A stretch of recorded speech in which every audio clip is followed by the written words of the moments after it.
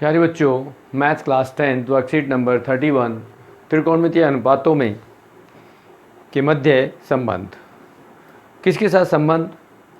त्रिभुज की भुजाओं और त्रिकोणमितीय अनुपातों में संबंध। ये हम पिछली वीडियो में भी बता चुके हैं, इनका रिलेशन आपस में क्या होता है। यदि थोड़ा सा रिकॉल करें तो साइन थीटा का संबंध कोण के सम्मुख भुजा और उसकी सबसे बड़ी भुजा कर्ण से होता है। कोस का आधार और कर्ण के साथ होता है, तो टेन का लंब और आधार के साथ होता है। लंब का मतलब है कोण के सामने की सम्मुख भुजा।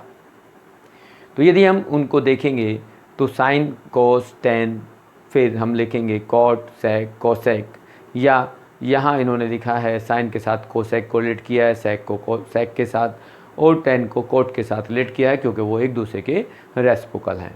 और वहाँ हम ऑलरेडी इस सब को बता चुके हैं पिछली वीडियो में, तो हम नहीं चाहते कि इसको दोबारा से हम इसमें टाइम वेस्ट करें। तो यहाँ पर आपस में रिलेशन है साइन का कोसेक के साथ, कोसेक का साइन के साथ। ये सारी 6 रेशो जितने भी हैं उन सब का है। और एक रिलेशन और हमें जो बताना था वो छूट गया था, जिसमें यदि हमारे पास ये बात कर लें कि यदि साइन के मान को साइन थीटा और कॉस थीटा से भाग कर दें, डिवाइड कर दें, तो यहाँ पर परपेंडिकुलर अपॉन हाइपोटेन्यूज और बेस अपॉन हाइपोटेन्यूज होता है, तो P अपॉन H होगा जो टेन थीटा के इक्वलेंट होता है।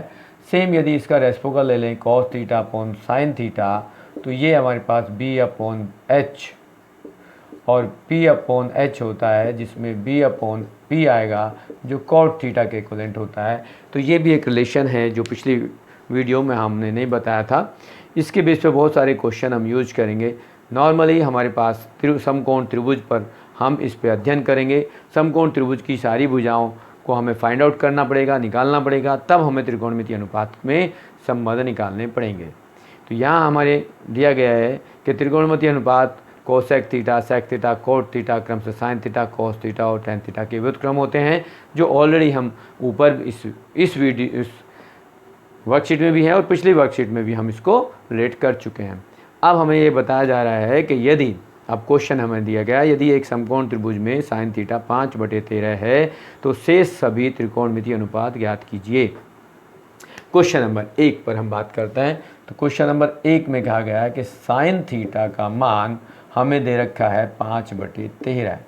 अब 5/13 है तो हम यहाँ एक समकोण त्रिभुज बना लेते हैं और देखते हैं कि हमारे पास इस त्रिभुज की भुजाओं में आपस में क्या संबंध होगा। यदि हम ये मान लेते हैं कि ये थीटा है, ये ए है, ये बी है, ये सी है और बी कोण 90 डिग्री का है, ये ए कोण 9 कोण है, तो ये भी 9 कोण होगा।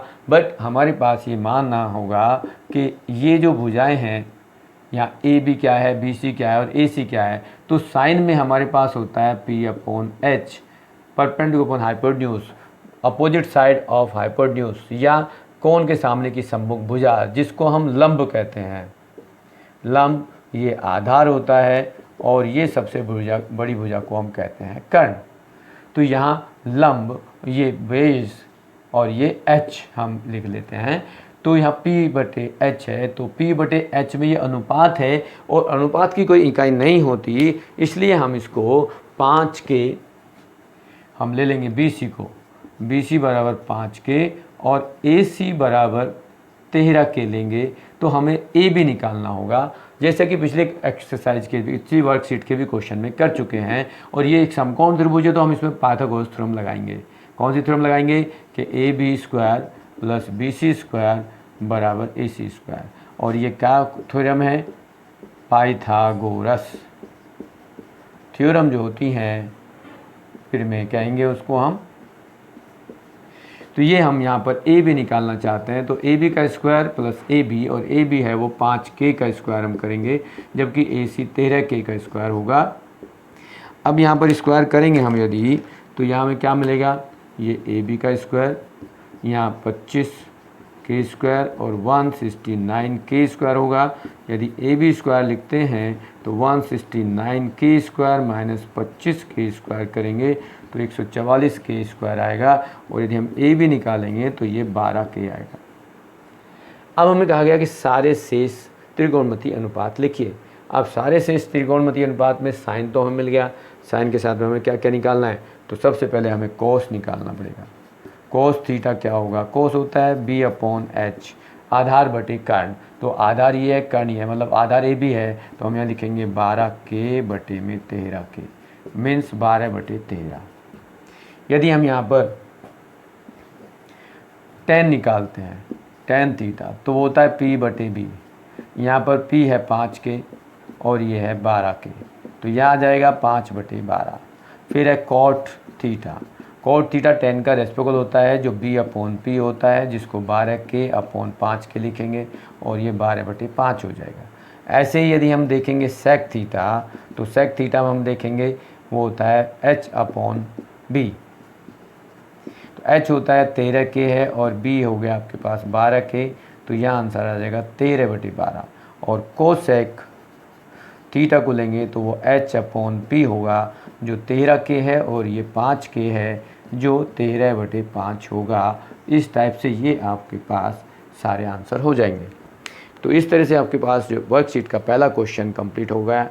दूसरे क्वेश्चन में कहा गया है कि ज्ञात कीजिए कि कॉट थीटा यदि tan थीटा 5/8 है, तो कॉट थीटा क्या होगा। क्वेश्चन नंबर सेकंड में कहा गया है कि कॉट थीटा क्या होगा यदि tan थीटा 15/8 है। तो फर्स्ट पार्ट, सेकंड का फर्स्ट पार्ट हम लिखेंगे, तो उसमें लिखा है कॉट थीटा, कॉट थीटा जो होता है 1/tan थीटा होता है, और tan थीटा यदि हमें दिया गया है कि वो 5/13 है, तो यहाँ हम यदि इसको रेसिप्रोकल रखेंगे तो क्या होगा, देखेंगे कॉट थीटा tan थीटा का रेसिप्रोकल है, तो 1/tan थीटा 5/13, 13/5 हो जाएगा।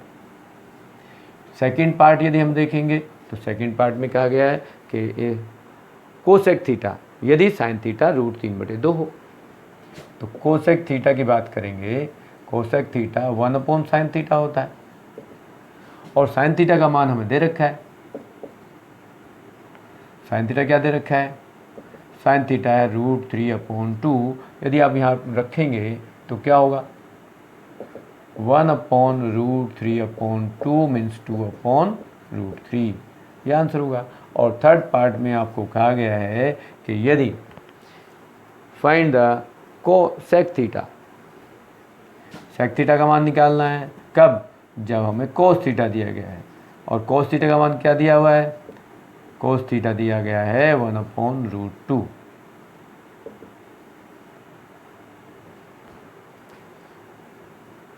यहाँ पर इसको रखेंगे तो कोस का रेसिप्रोकल होता है, तो ये जाएगा √2।